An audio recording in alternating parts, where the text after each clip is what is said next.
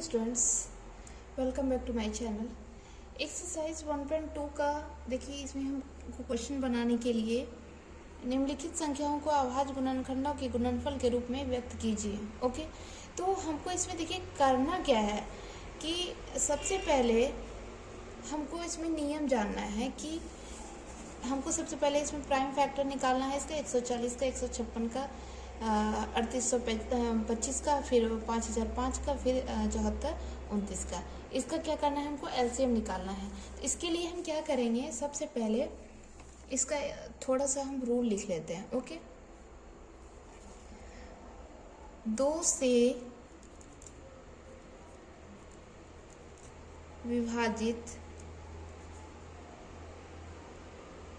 विभाजित होने का नियम,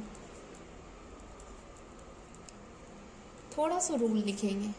ओके, ये रूल है, क्योंकि अगर रूल आप जान रहे हैं तो बेहतर तरीके से आप लिख सकते हैं और बना सकते हैं। ठीक है, अगर इकाई के स्थान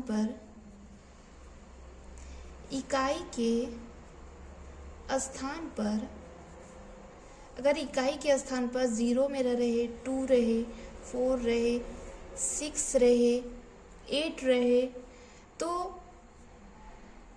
अगर इकाई के स्थान पर ये सारा कुछ रहे, 0 रहे, 2 रहे, 4 रहे, 6 रहे, 8 रहे, तो वो 2 से विभाजित होती है। ये रूल नंबर मेरा फर्स्ट है, 2 से विभाजित होती है। ठीक है, 2 से विभाजित होती है। एग्जाम्पल में बता देते हैं, जैसे कि 20 है। देखिए, इकाई के स्थान पे मेरा 0 है ना, इसका मतलब क्या है कि ये 2 से विभाज्य होगा। ठीक है, ये 2 से डिविजिबल होगा। और अगर मान लीजिए मेरा 23 है, तो ये 2 से विभाज्य नहीं होगा, क्योंकि इकाई के स्थान पे मेरा 0 नहीं है, या 2 भी नहीं है, या 4 भी नहीं है, या 6 भी नहीं है। तो क्या होगा, मेरा ये 2 से विभाज्य नहीं होगा। ओके, अब देखते हैं 3 से विभाज्य। 2 से तो हो गया, 3 से इजी जैसे 2 3 हो गया ना, बस कुछ कुछ ही बताएंगे, ज़्यादा तो बताएंगे नहीं, क्योंकि हमको सिलेबस भी पढ़ना है। तो सेकंड में देखिए, 3 से विभाजित होने का नियम, 3 से विभाजित होने का नियम, 3 से विभाजित होने का नियम। ओके, तो 3 से अगर विभाजित होगा तो क्या होगा कि संख्याओं का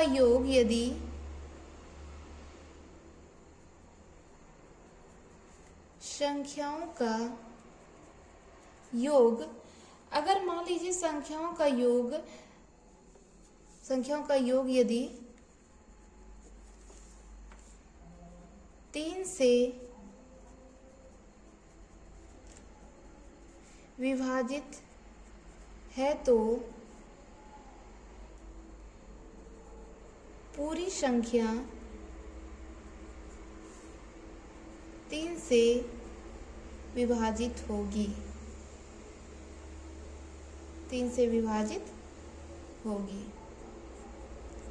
ओके, एग्जाम्पल में देखते हैं कि जैसे कि 1 1 1 है 3।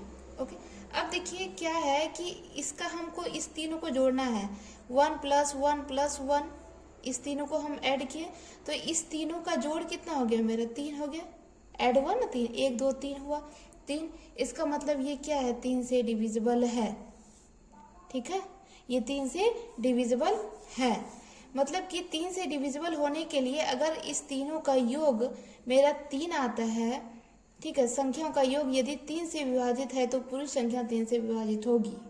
समझ गए ना, इस तीनों का जोड़ मेरा 3 आए, समझ गए, और 3 से विभाजित मेरा हो रहा है। ये देखिए 1 2 3 आया, ये 3 से विभाजित हो। मान लीजिए 12 आएगा, 12 तो 3 से विभाजित होगा। तो अगर वैसा आए तो मेरा 3 से विभाजित होगा। ठीक है, अब अंतिम है मेरा, अंतिम 2 अंक 4 अंकों से विभाजित होने का नियम, 4 से। ठीक है, अंतिम 2 अंकों यदि 4 से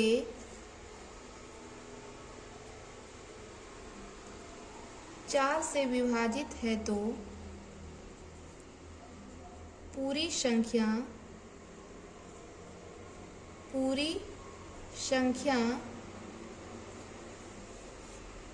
4 से विभाजित होगी। ओके, क्या कह रहा है कि अंतिम दो अंक यदि 4 से विभाजित है तो पूरी संख्या 4 से विभाजित होगी। अंतिम 2 अंक का मतलब क्या है?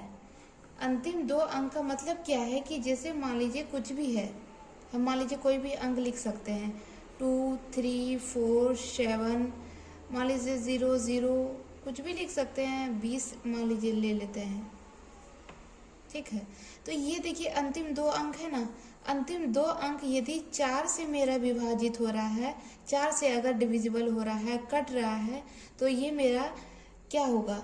4 से डिविजिबल होगा। मतलब क्या, ये 4 से डिविजिबल होगा, समझ गए ना, मतलब 4 से विभाजित होगा।